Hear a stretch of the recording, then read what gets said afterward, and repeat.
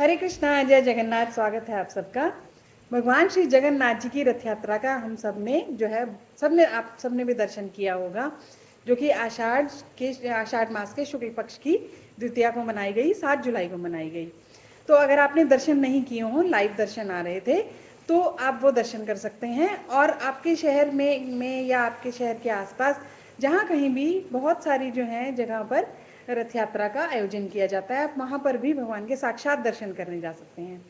अब ये भगवान की करुणा का ही प्रतीक है कि भगवान जगन्नाथ जी अपने भाई बलभद्र और बहन सुभद्रा के साथ जो है 15 दिन के अनवसर काल के पश्चात बाहर जब आते हैं, तो वो भक्तों को दर्शन देने के लिए आते हैं।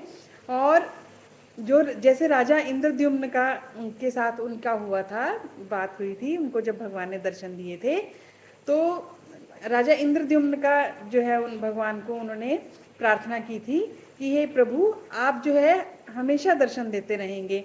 और भगवान जो है उनके सामने प्रकट हुए थे स्नान यात्रा वाले दिन, ज्येष्ठ पूर्णिमा को। तो उन्हीं के भगवान के आदेश पर ही प्रतिवर्ष जो है ये स्नान यात्रा का उत्सव मनाया जाता है, ज्येष्ठ पूर्णिमा को। अब भगवान जगन्नाथ जी जब रथ यात्रा पर बाहर आते हैं, तो वो गुंडीचा मंदिर जाते हैं, जो कि उनकी मौसी का घर है, महारानी गुंडीचा का घर है। अब ये गुंडीचा कौन है? ये राजा इंद्रद्युम्न की पत्नी है। और जब राजा इंद्रद्युम्न ने भगवान जब जगन्नाथ जी प्रकट हुए, तो उन्होंने उनसे भगवान जगन्नाथ जी से 3 वरदान मांगे। वो क्या थे 3 वरदान? वो ये थे कि पहला वरदान ये था कि हे प्रभु, आप जो है, आपका ये इतना सुंदर रूप है, आप इस रूप में सदैव भक्तों को दर्शन देते रहेंगे। तो उसी वजह से जो है भगवान जगन्नाथ जी के दर्शन बहुत ही सीमित समय के लिए बंद होते हैं, रात में 3 या 4 घंटे के लिए दर्शन बंद होते हैं।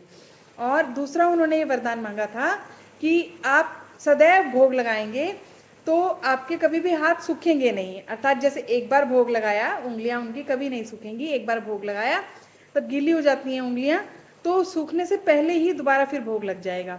तो यही कारण है कि भगवान को प्रतिदिन इतना भोग लगता है, 6 बार भगवान को भोग लगता है। और इतने इतने 56 भोग लगते हैं भगवान जी को, कि इतना प्रसाद भोग लगने के बाद जब महाप्रसाद बनता है, तो इतना महाप्रसाद होता है कि कितने भी लोग आ जाएं प्रतिदिन, वो खत्म नहीं होता।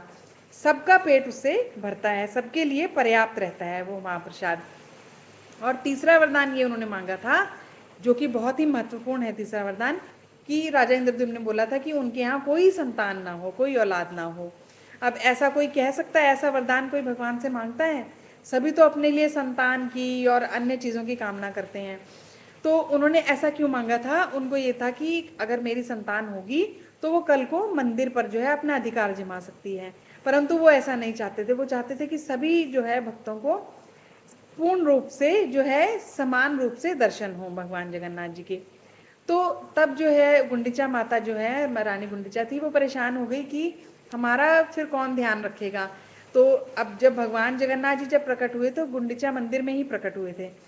तो तब परंतु बाद में फिर उनका ये विशाल मंदिर बनाया गया।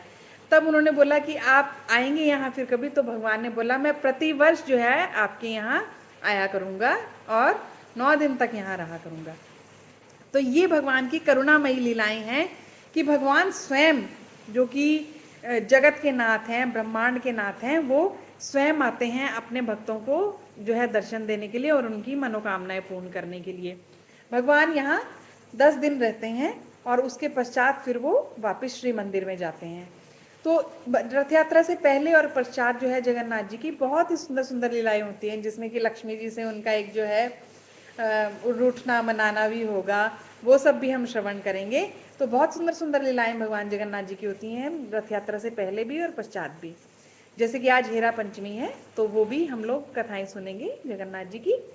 तो अगर आपको कथाएं अच्छी लगें तो भगवान जगन्नाथ जी की, तो आप इनको जो है चैनल को सब्सक्राइब करके और लाइक और शेयर कर सकते हैं। हरे कृष्णा, जय जगन्नाथ।